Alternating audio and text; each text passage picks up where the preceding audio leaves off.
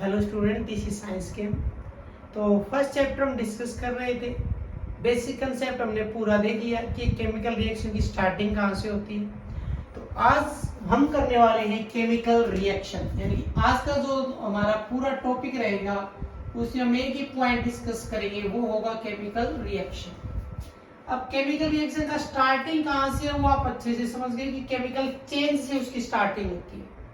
Chemical change का होना ही chemical reaction है। क्लियर? तो एक दो सेंटेंसेस तो हम वही यूज करेंगे, ठीक है। तो अगर मैं एक बेसिक लिखूं तो वही होगा क्या, केमिकल रिएक्शन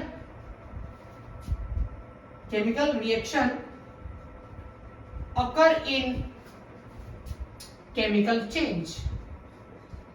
ये किस में होती है? केमिकल चेंज में होती है। और हम क्या लिख सकते हैं, अलग अलग तरीके से लिखा जा सकता है। इन केमिकल रिएक्शन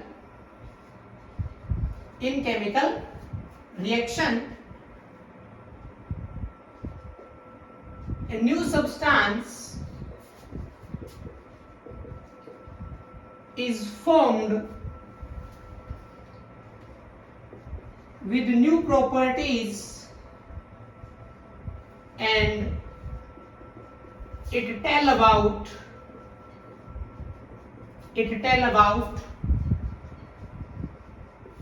केमिकल चेंज। तो ये वही हमारे इंट्रोडक्टरी पार्ट से भी दो डेफिनेशन बना सकते हैं केमिकल रिएक्शन का, कि केमिकल चेंज भी होती है और इसमें एक नया सब्सटेंस बनता है। अब हम राइट करने वाले इसका एक नया डेफिनेशन जो पूरे लेसन में यूज होगा। अब उसकी स्टार्टिंग के लिए हमें दो पॉइंट जानने पड़ेंगे केमिकल रिएक्शन के। तो टू मेन पॉइंट हम पहले करने वाले हैं केमिकल रिएक्शन से जुड़े हुए। वो क्या होते हैं? वो एक होता है रिएक्टेंट और एक होता है प्रोडक्ट। अब सबसे पहले हम समझते हैं कि रिएक्टेंट क्या होता है। अब जब हम ये लिख रहे हैं, क्योंकि हम प्रॉपर्टीज में हमने पढ़ा कि न्यू सब्सटेंस बनते हैं, या हमने प्रॉपर्टीज में जब हमने देखा कि किसी में न्यू सब्सटेंस बन रहा है, किसी में नहीं बनता।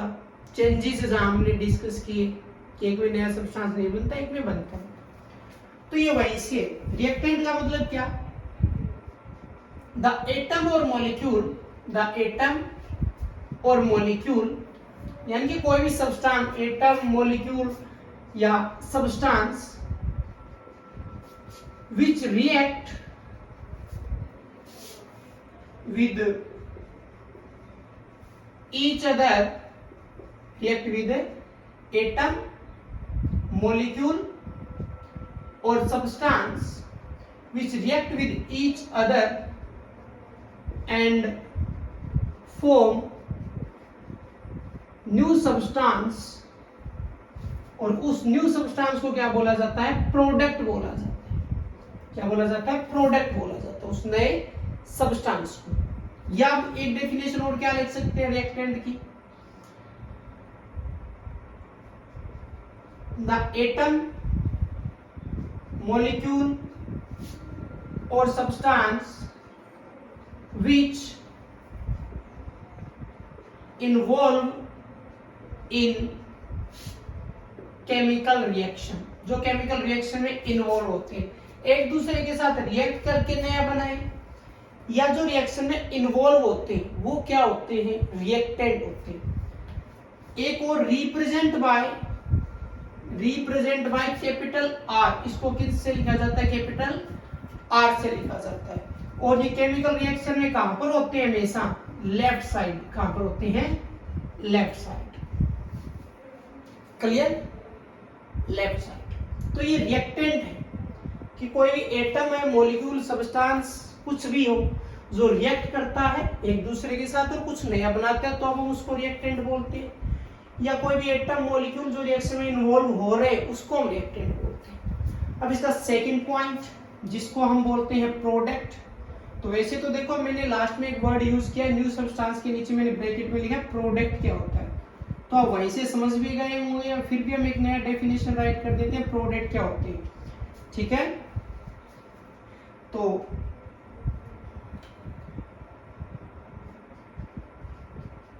the new substance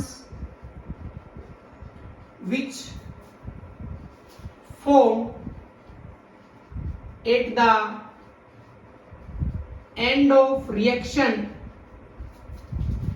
is called product, is called product। ये भी हो सकता है। देखो एक ऐसा सब्सटेंस जो रिएक्शन के एंड में बनता है। एक हम और क्या लिख सकते हैं इसके बारे में, when, अब मैं रिएक्टेंट वर्ड का यूज करूंगा, when reactant react then product is formed, तब क्या बनता है, प्रोडक्ट बनता है। देन प्रोडक्ट इज formed, तब प्रोडक्ट आता है। एंड में बनता है वो भी प्रोडक्ट है। Reactant,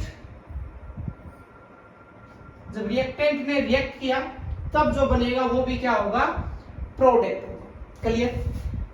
represent by, represent by, ये कैपिटल पी से रिप्रेजेंट होता है। किससे रिप्रेजेंट होता है, कैपिटल पी से रिप्रेजेंट होता है। और ये हमेशा कहां पर होता है, राइट साइड में। कहां पर होता है, राइट साइड। और ये लेफ्ट और राइट साइड हमारे अकॉर्डिंग होगी, हमारे अकॉर्डिंग लेफ्ट और राइट साइड। यानी हमारा जो लेफ्ट है वही माना जाएगा। क्लियर। तो ये दो मेन पॉइंट है केमिकल रिएक्शन के। अब ये तो हमने लिख दिया बेसिक, जिसमें हमने केमिकल चेंज को शामिल किया है। अब मैं जो केमिकल रिएक्शन का डेफिनेशन है वो रिएक्टेंट और प्रोडक्ट के अकॉर्डिंग लिखने वाला हूँ। ठीक है, जो आपको बुक्स में मिलेगा स्टार्टिंग में। अब यही से मेन स्टार्टिंग बुक्स में होता है। ठीक है, ज्यादा इंट्रोडक्टरी पार्ट नहीं मिलता, स्टार्टिंग यही से होता है जो मैं लिखने वाला हूँ। अब जो बिल्कुल नया है केमिकल रिएक्शन का डेफिनेशन, केमिकल रिएक्शन का डेफिनेशन है कि the reaction in which reactant change into product। जहां पे रिएक्टेंट किस में चेंज हो रहा है, प्रोडक्ट में चेंज हो रहा है, उसको हम बोलते हैं केमिकल रिएक्शन। यानी कि रिएक्टेंट फॉरवर्ड एरो, ये रिएक्शन का डायरेक्शन, और ये किस में जा रहा है, प्रोडक्ट में जा रहा है। या मैं रिप्रेजेंटेशन की हेल्प लूं तो आर से क्या हो रहा है, पी हो रहा है। तो ये हमारा क्या है, केमिकल रिएक्शन। क्लियर। अब कोई भी एग्जांपल हो सकता है। एग्जांपल जैसे मैंने लिखा बहुत ही बेसिक, जैसे कैल्शियम ऑक्साइड प्लस में वाटर, और यहां से बना कैल्शियम हाइड्रोक्साइड। अब यहां पे देखो, ये जो कैल्शियम ऑक्साइड और वाटर है जो रिएक्ट कर रहे हैं, ये क्या है, ये रिएक्टेंट है। ये क्या है जो जा रहे हैं आगे, ये क्या है, प्रोडक्ट। ये रिएक्टेंट है और ये क्या है, प्रोडक्ट। क्लियर। तो ये लेफ्ट साइड का पोर्शन है और ये राइट साइड, ये हमारा राइट है, ये हमारा लेफ्ट है। तो लेफ्ट और राइट। क्लियर, नोट कीजिए। तो ये केमिकल रिएक्शन हुआ। अब यहाँ पे आता है कि इंपॉर्टेंट कंसेप्ट, जिसमें हमें ये बताना है, ये सीखना है कि केमिकल रिएक्शन हो रहा है या नहीं हो रहा है। यानी कि कुछ ऐसे साइन, कुछ ऐसे ऑब्जर्वेशन, कुछ ऐसे कैरेक्टर जिससे हमें पता चले कि केमिकल रिएक्शन हो भी रहा है या नहीं। यानी कुछ ऐसे साइन होंगे जो इंडिकेट करेंगे केमिकल रिएक्शन के बारे में, यानी कि हम कुछ बना रहे हैं, लेकिन हमारे सामने चीजें वैसी की वैसी अभी भी, कुछ चेंज होता हुआ नजर नहीं आ रहा। तो क्या वो एक्चुअल में चेंज हो नहीं रहा है या हम उसको समझ नहीं पा रहे, यानी कि हमें कुछ बदलाव नहीं दिख रहा हमारी आंखों के सामने। तो ऐसे कुछ पॉइंट्स होते हैं जो हमें केमिकल रिएक्शन का होना या ना होने के बारे में बताते हैं, जिसको हम बोलते हैं कैरेक्टरिस्टिक्स ऑफ रिएक्शन। ठीक है, तो अब हम वही डिस्कस करेंगे, characteristics of reaction. Characteristics of reaction. ठीक है, हेडिंग लगाइए, फिर हम आगे देखते हैं। Characteristics of reaction. ठीक है,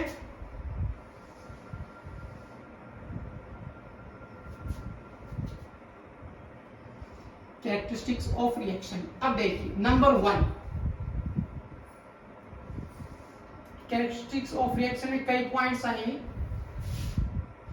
ठीक है जी, जैसे एक हो सकता है प्रोडक्शन ऑफ गैसेस। क्या हो सकता है? प्रोडक्शन ऑफ गैसेस, कि गैसेस का बनना, कि अगर कहीं पे गैसेस बन रही है, गैस प्रोड्यूस हो रही है, तो हम बता सकते हैं कि केमिकल रिएक्शन हो रहा है। कैसे? जैसे कि बहुत से तरीके हैं। एक तो जैसे कि मैंने वाटर ले रखा है और उसमें से मैंने क्या किया, करंट पास किया। अब जैसे ही मैंने करंट पास किया तो जो भी हमने बीकर ले रखा उसमें एक बनेगा हाइड्रोजन गैस, एक बनेगा ऑक्सीजन गैस। तो वहां पे हमें, अब चलो हम अलग अलग गैसेस को तो नहीं पहचान सकते, कुल मिला के कि हमारे सामने कुछ वेपर नजर आने लगेंगे, हमें कुछ गैसेस बाहर निकलती हुई, यानी कि एक भाप के जैसा, एक स्टीम के जैसा हमें निकलता हुआ नजर आएगा। क्लियर? तो एक्चुअल में गैसेस निकलती है, तो गैसेस हमें बताते हैं कि एक रिएक्शन हुई है और वो एज ए प्रोडक्ट बनी है। क्लियर?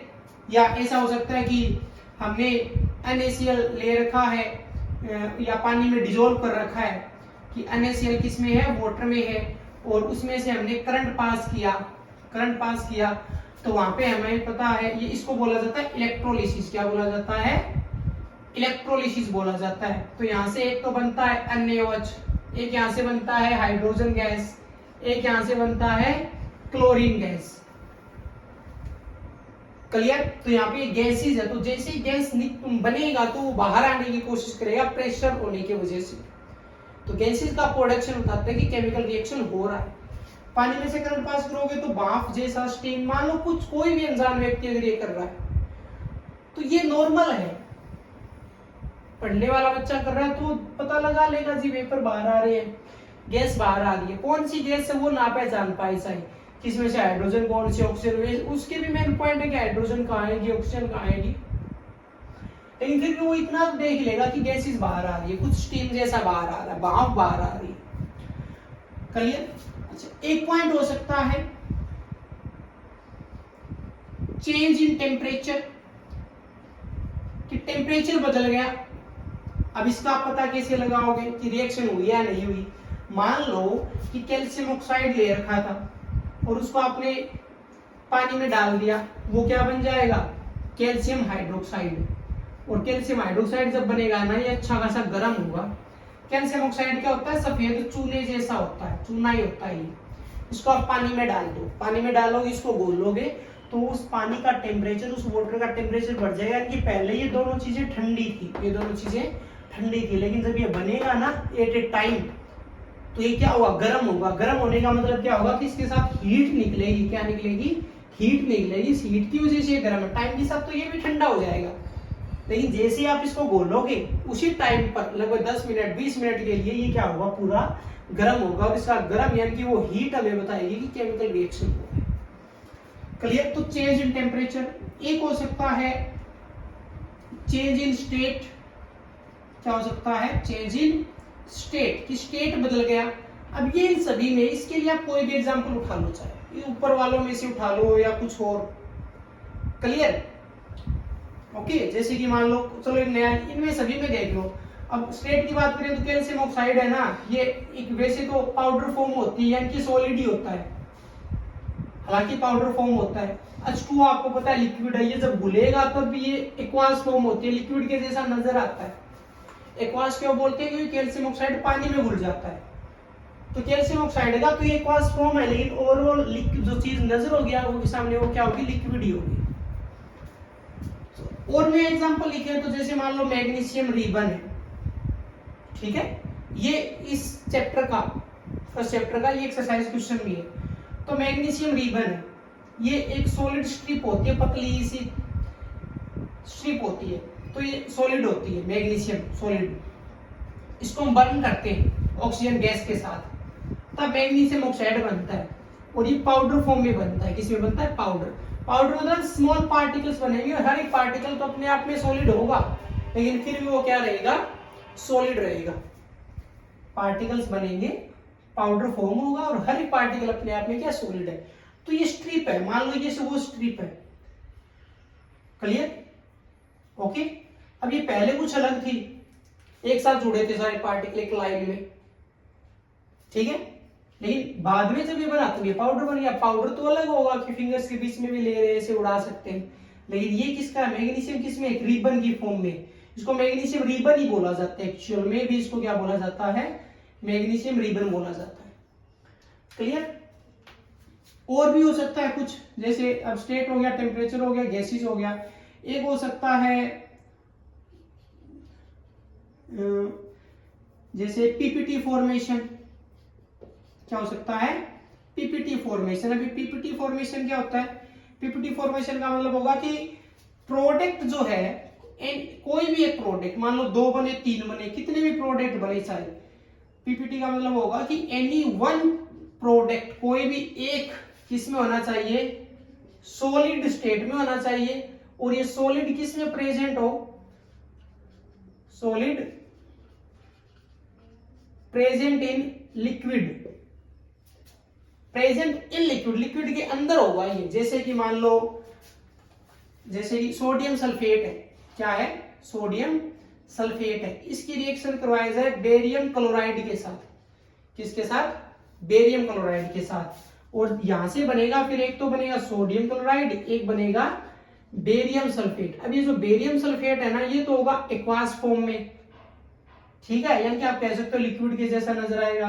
और ये जो NaCl बनेगा ना, ये बनेगा सॉलिड। और ये NaCl यहाँ पे क्या कहलाएगा, पीपीटी कहलाएगा। पीपीटी का मतलब होता है प्रेसिपिटेट, प्रेसिपिटेट यानी कि सॉलिड जमा हो जाएगा नीचे। पीपीटी फॉर्मेशन का मतलब होता है कि उस सिस्टम में, उस बीकर में सॉलिड का नीचे तली में जाकर जमा हो जाना, वो क्या होता है, पीपीटी होता है। तो ये तो नीचे जमा होगा। बेरियम सल्फेट लिक्विड के जैसा है जो ऊपर होगा। जैसे मान लो पानी में पत्थर डाल दिया, अब पानी अलग नजर आ रहा है, पत्थर अलग नजर आ रहा है, ऐसे ही बेरियम सल्फेट अलग नजर आएगा और NaCl सोडियम क्लोराइड अलग नजर, यानी कि बेरियम सल्फेट के अंदर क्या प्रेजेंट होगा, सोडियम क्लोराइड प्रेजेंट होगा। क्लियर। तो ये टोटल अभी तक 4 पॉइंट्स हो गए।